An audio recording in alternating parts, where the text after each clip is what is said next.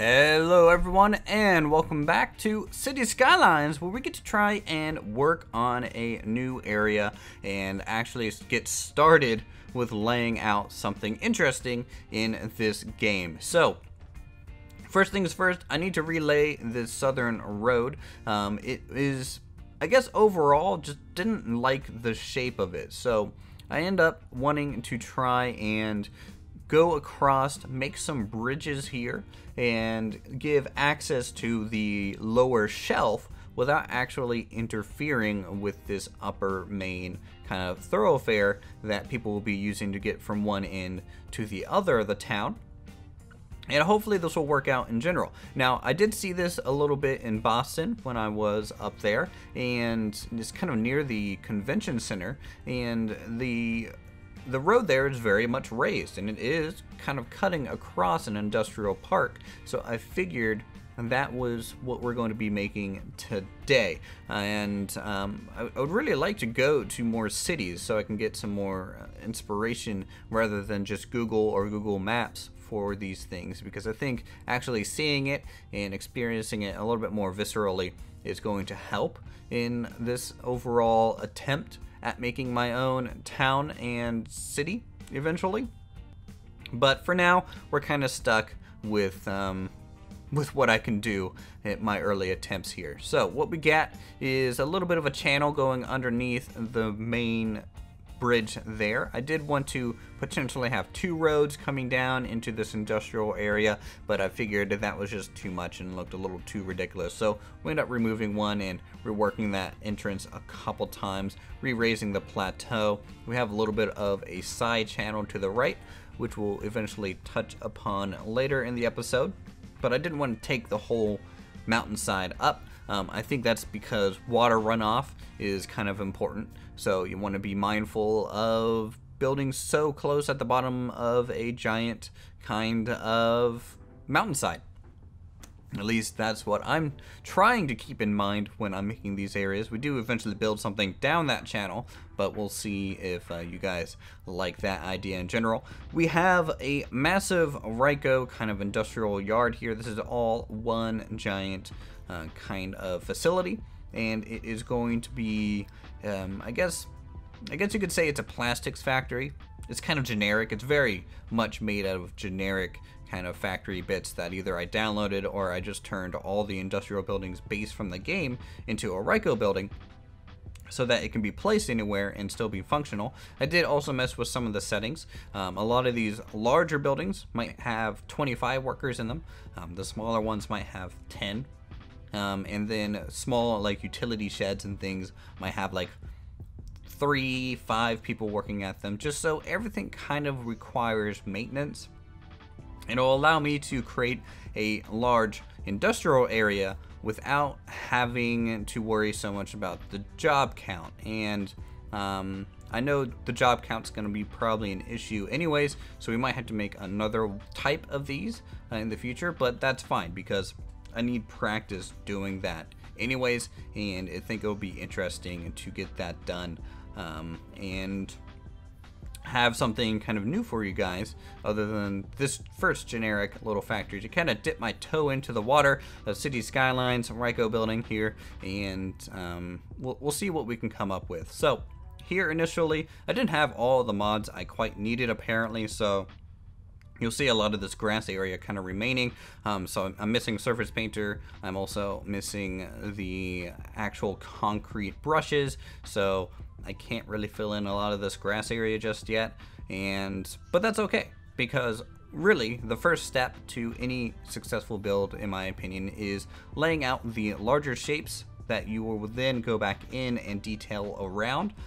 So establishing the large footprint, I think, is super important. Not to say I'm not going to add some smaller details as I kind of stumble across it in the overall menu at the bottom there, because I don't even really know what all I downloaded, to be honest. I downloaded some industrial packs, I downloaded just a whole bunch of stuff off the Steam Workshop, and in fact, I'm probably going to spend a lot more time still downloading more things, because I feel like the more the better, and the more variety that we're able to get into this series, the best. Now, especially car variety.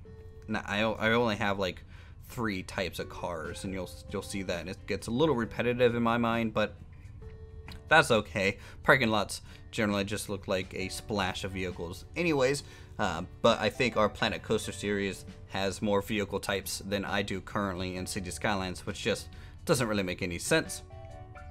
So we have some back areas, some walled off, fenced off kind of back areas as well, and we want to try and keep things compartment and boxed off from each other so that they look like they're all part of one facility, but they aren't at the same time. So they're more like one building is for processing some part of the item, another building is for like refining that item down to something else, and then the final items like for storage and for shipping and sorting and things like that. So you're going to get a nice spread of building types around here, and I even kept one of the older looking factory buildings with those 3 smokestacks, maybe as like one of the original buildings that's kind of left over through the ages. Again, this is a small town. I grew up in a small town.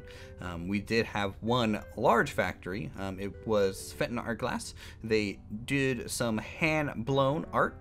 In fact, the one claim to fame, I guess we could say about it, is that it was on an episode of Dirty Jobs.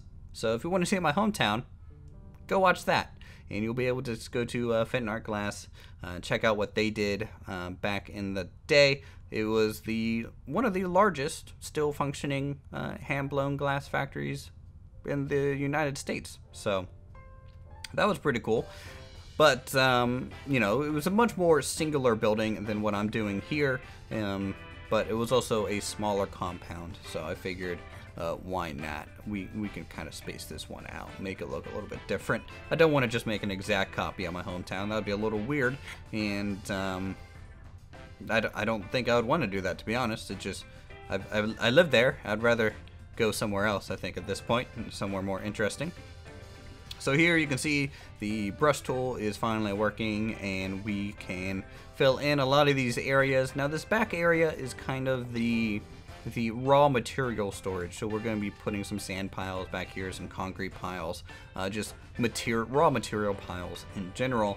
And that is, at first I wanted it to maybe be a combination of concrete and dirt just over time, kind of slowly getting replaced, but then I realized that it probably wouldn't be like that, just because you wouldn't want the dirt and other things to mix into your material that you are working with. So I figured it would be nice to kind of just reseal the bottom of that, keep it looking a little bit nice. Now we will add plenty of like roughed up decals and cracks, you know, water spots, things like that, but that is you know, for something to talk about as we are doing it. Here is a little fuel container off to the right of the parking lot. It's good to have these things. It does kind of break up the overall surface area in a little bit of a nice way.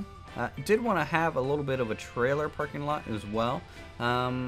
First time making one of these in here, didn't really turn out that great, to be honest, so we ended up kind of getting rid of it, but I'm trying to use a lot of the line tool to quickly space out these gaps and get the spacing correct so we can park the trailers in a nice even way. I'm not too great at using the line tool just yet, and it's kind of showing, to be honest. A lot of these things I'm a little bit embarrassed to show you guys just because I don't think I'm quite up to par on what I usually am with, say, Planet Coaster. So bear with me as we just continue kind of learning together. And of course, if you have any tips and tricks in the comments down below, do let me know. Anything is appreciated, just because I want to try and get as good as possible with this game so you guys can be entertained, hopefully with some sort of quality overall.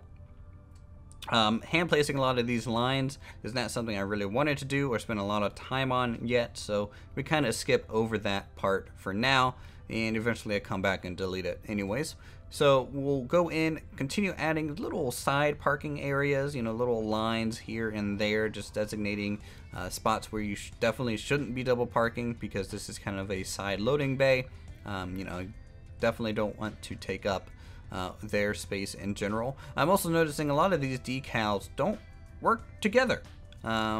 It seems like there's about a set of 5 to 10 decals that are supposed to work together, and then another 5 or 10 decals that are supposed to work together, and if you try and mix and match, it doesn't look that great. And a lot of the colors are different, a lot of things like that just look off.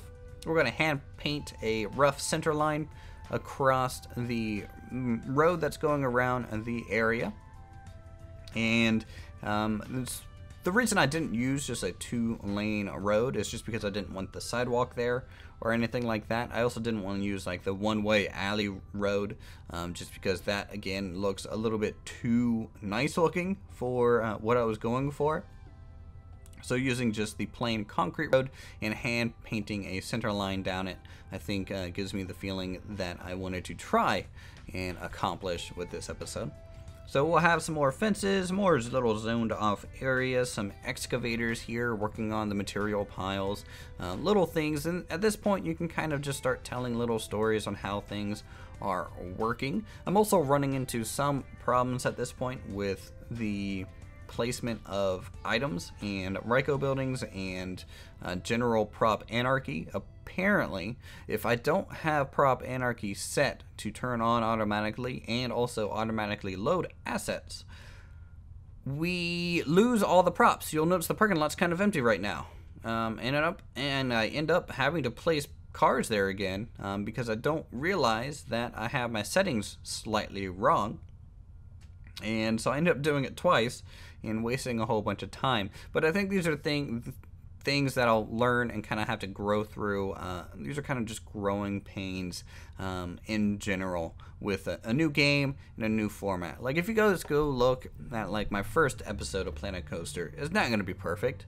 I'm not as good as I was at the start now. And we all kind of have a starting point, and I think this is why I enjoy doing YouTube with you guys, is that I can show you, one, the process to get better, as I get better, hopefully I get better, and two, is to encourage you guys to at least start, because, we all start at 0 at one point. Right now, it definitely feels like I'm starting at 0, and I don't know what I'm doing, but as I kind of push through that awkwardness and try to kind of make this series more interesting and up to my standard, naturally I'm just going to get better, and it's just going to be a good time hopefully for everyone. So we have a little bit of a temporary town up to the north, so I am connecting that a little bit. This is just so I can test traffic, I can see how things are generally working and make sure that's all going to work out for us. The water tower that was in the industrial park was actually poisoning all of our people because it was in the middle of pollution, so that's not good. But here the truck kind of parking area was transformed into more of a outdoors storage area for a lot of the boxes, a lot of the things that can be stored outdoors without getting too much damage. Again, this is a plastic factory. Rain's not really going to do much to it. And I think having a sorting pile going will add eventually little skids to go around, maybe move these pallets around, organize them a little bit. And this is kind of the main loading bay for the factory where the trucks will come and get their cargo, per se. Plenty of little water poles as well, because water will be gathering in this area a lot. You're gonna get non-flat areas in the concrete, so water of course would gather there first. Adding the small little painted area beneath these boxes just so they stand out a little bit more and maybe look a little bit more organized than they actually are. This T-junction eventually gets turned into a bit of a three-way stop, because just having that line work kind of collide into each other is not good looking. Back here, we're going to be doing some, I guess, an additional little storage area off to the side. I want to have a little bit more of these in general. In fact, I'm thinking about doing a large kind of storage shipping area here soon. Just so we can do more of this. I like doing this kind of detail. For me, these little vans going around and parking and things like that. It's pretty cool. A little bit of a stop indicator here just so people don't roll out into traffic, and that made me think of the T-junction again and how this was totally wrong. So we just quickly made that into a three-way there, and we get a, well, I guess I could have made it a one-stop sign and just had the other one continue through. Three-way stop right there, because I think it'll just be better looking and it's more symmetrical, and you might as well go full symmetry. We'll have some concrete barriers along here. Whenever you use move it near other, I guess, props that can be slightly randomized in their location, it does like to move things around, as you can see, and I just really enjoy that look sped up for some reason. It kind of brings me a little bit of happiness.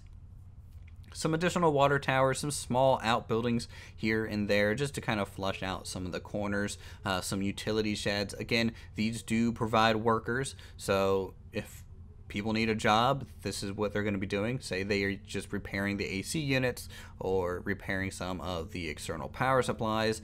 I think that's going to be represented here a little bit better. Here we get some lush grass going along the side of the outer fence, and then a wall of green that's going to be tying this thing very close together into the mountainside. I was thinking about doing sparse greenery around here and then blending it into the mountainside rather than going so heavy-handed so soon, but I figured it was just overall, in my opinion, better looking not to, so that's why we're doing it like that. At this point, we get to try and tie in the river a little bit better to the overall landscape. I think that's the main problem with my map, is that I didn't have a great sense of scale of the area. So we get to try and work on that as we continue the build in general. Now, it's fine to have like such a deep river valley, but I don't think it makes much sense, to be honest. At least not in this case. The cliff sides aren't right up against the river. That's not quite like the Grand Canyon or anything like that, so it does look a little weird, but we'll hopefully just go in and add these little areas to fix that. This is the water pumping station for the local town.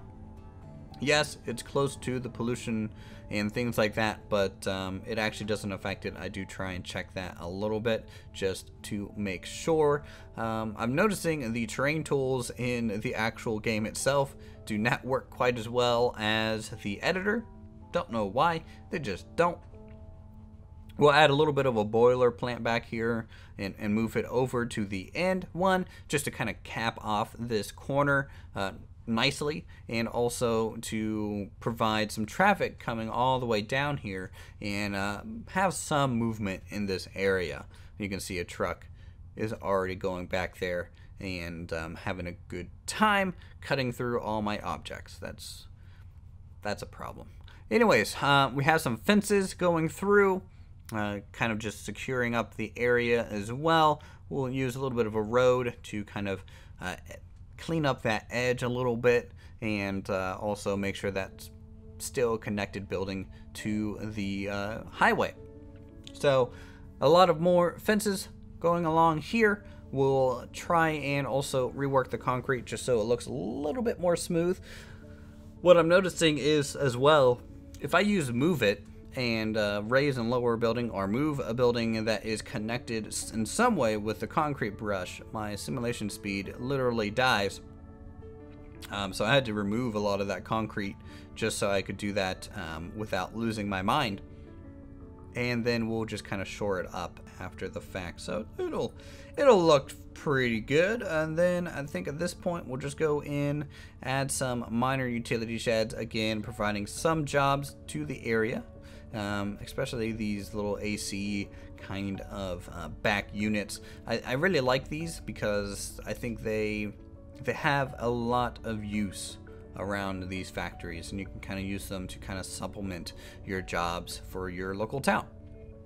Here, just going in underneath a lot of these power lines, creating some low-lying shrubs and grass that is just you know, cut and maintained low so that they can access these power lines relatively easily. Of course, this is along a hillside, so I can't say that they'll be having a wonderful time trying to keep this area nice and clean, but you know, they have to do it, and they should do a pretty good job at it. At least in West Virginia, they do a pretty good job at clearing up along hillsides for power lines and things. A lot more greenery down here, just again tying in the area. A lot more pine trees and then some broader leaves as well. And we'll just continue some sparse grass along the roadway. You don't want to have trees everywhere, though in real life you probably do. You just don't notice it as much. But because we're always at ground level, you always get that wall of green in the distance. But when you're at an above kind of looking down view, it does look a little weird, so try and transition them a little bit, and I think it'll just look better in general. So we have a little bit of a lower shelf near the riverside, and then I think at this point our little speed build is done. It's quite a long one. Cities Skylines is going to be long episodes apparently, and we're going to go ahead into real time so you guys can see how it all looks. Alright, so welcome to Williams' plastic processing plant, and we get a nice look here at the general detail that we've been establishing. Now you can see obviously it's not quite connected to the upper shelf just yet, but we'll slowly work. I think this is a good starting point to kind of grow from and to move our channel up into the upper areas, more residential, more commercial sections up there, but plenty of details to come, and there's still plenty of details I could probably even add in this area, as you can see. Trying to keep some low-lying brush around the fences and things like that, trying to use decals as well just to make the terrain not quite as clean, and try and blend this together a little bit, though we're currently at our limit. I do want to add some additional buildings out here and interact with this upper road a little bit more, so that's why I'm starting to flatten out these areas. Down here we get the view of a tree clipping into an area that it shouldn't, and we get to see the worker, I guess a lone worker, making a long walk down into the area that is our current water production facility.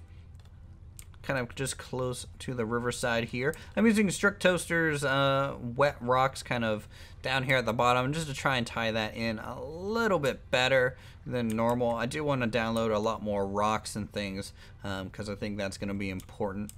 I did try and add some more up here along the cliff face where those power lines are currently running really high up there, isn't it? That's quite a shocking view. You know, you're so used to looking at it from above and you don't realize how tall a lot of these items are from way up here. So here is the material sorting area. You can see trucks driving around, carrying resources, people leaving work, going to their parked car, and then going home. I wonder, I think there is some sort of road setting that I did. Yeah. I think I can turn off parking across all of these spots, and then I think they might use the parking spots more if I do this. So we're just gonna test this out real quick because I am curious if that's gonna do anything. Speed up time. So hopefully they'll park at the buildings. And you'll also see that we have a little bit of a personnel shortage here that is creating a bit of an issue. So that car is going in and parking. Yes, so they will use the parking lots if I do that. Because these are all functional. Even the large one here. So hopefully they do that. Or at least the car will disappear so that it doesn't clutter up this area in general. I need to get rid of the seagulls, by the way. But I think this is it for us on this episode of Planet Coaster. I hope you guys enjoyed the speed build. I know I'm not fast. It's a little rough, to be honest. It's one of those things where I kind of don't want to upload anything until I get better. But showing you guys my growing pains and getting used to the game in general, I think is going to be a big help. So bear with me as we kind of struggle through the first few episodes, get our feet wet, and have some fun. So until then, thank you guys so much for watching. If you guys enjoyed the content, feel free to subscribe to my channel for more creative goodness such as this. Go ahead and hit that like button so I know you guys want to see more Cities Skylines. Leave a comment down below so I can get some feedback on what you guys think. What should I add? What mods I might need to make this even better? And then I'll see you guys in the next one.